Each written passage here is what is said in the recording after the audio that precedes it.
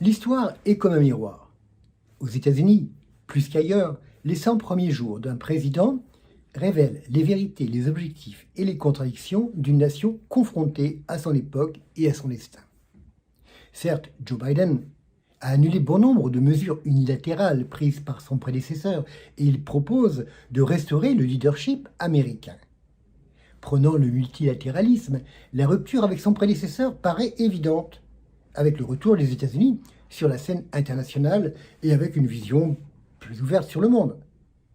Mais quoi qu'on en dise, la diplomatie états-unienne semble marquée par le désir de restaurer et d'étendre son leadership avec le slogan « America is back », incluant la réactivation du Buy American Act qui prévoit que les administrations doivent privilégier les biens et les services américains. Il ne faut pas s'attendre à la fin du protectionnisme politique, économique et commercial.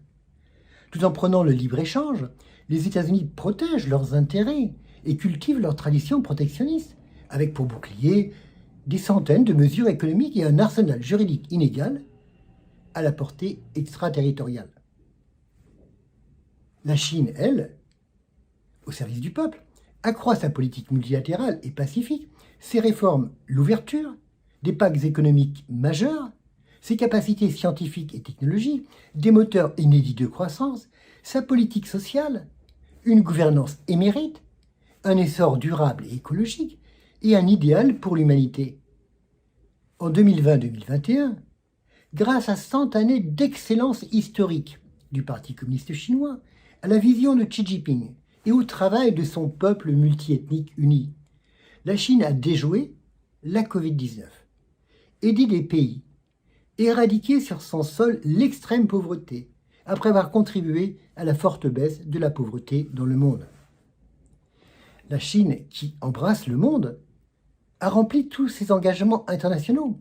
Elle soutient une gouvernance mondiale, des partenariats inclusifs, des relations stables et une mondialisation ouverte.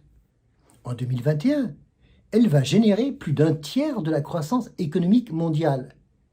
Mais la planète va tourner une page, celle du monde d'avant, la Covid-19, et celle du monde d'après. Cette crise hors norme dans l'histoire de l'humanité aura bouleversé la planète entière avec des dizaines de millions de pauvres. Il faudra reconstruire ensemble l'ancien monde qui renaît. C'est la raison pour laquelle toutes nos énergies doivent être unies. En cette période trouble, tous les pays sont touchés. Aux États-Unis, la polarisation entre les riches et les pauvres a aggravé les inégalités. Des dizaines de millions d'adultes et un quart des enfants américains souffrent de la faim. C'est une Amérique que beaucoup ne veulent pas voir.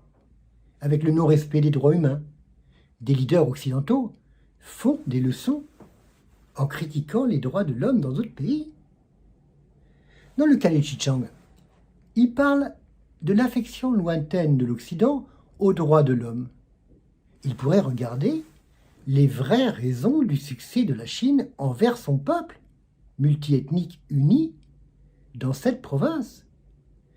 D'une façon anecdotique ou caricaturale, mais avec une très belle sensibilité, le journaliste Maxime Vivas résume bien dans la présentation de son livre la situation et ce qui pourrait apparaître dans un premier temps comme un canular, s'il ne s'agissait pas de la décrédibilisation d'un peuple et d'un pays. Vous avez aimé les fake news sur la trahison du capitaine Dreyfus, les charniers de Timisoara en Roumanie, les couveuses débranchées au Koweït, le nuage de Tchernobyl à nos frontières, l'invasion de l'hôpital de la Salpêtrière par les Gilets jaunes. Tout est résumé. C'est un scandale et une honte de l'histoire. Malgré une médiatisation qui offre la première place à ces imposteurs, d'autres récits de chefs d'entreprise résidents ou voyageurs racontent la même évidence. Ils témoignent de calomnies, des on-dit, des allégations, des rumeurs, des fake news et de la mise en scène médiatisée de mensonges éhontés contre la Chine et contre le Xinjiang. Nous citons ici le récit passionnant et l'analyse pertinente du journaliste français M. Maxime Vivas. Pour les initiateurs de ces mensonges, ce sont des forces anti-chinoises et anti-communistes issues de groupes extrémistes en Occident et aux États-Unis. Mais un mensonge est un mensonge. et la diffamation envers la Chine arrive à son terme. La Chine a elle aussi un terrorisme aveugle. Les États-Unis ont mené des interventions militaires avec des crises humanitaires relatives aux droits de l'homme. L'Europe, avec 11% de la population mondiale, ne peut pas représenter la communauté internationale. La Chine a répondu aux sanctions déraisonnables de l'Union européenne à l'encontre de 4 officiels chinois. En sanctionnant 10 individus et 4 entités de l'Union européenne, les mesures prises par la Chine découlent des fake news qui portent atteinte à la dignité, à la souveraineté et aux intérêts de la Chine.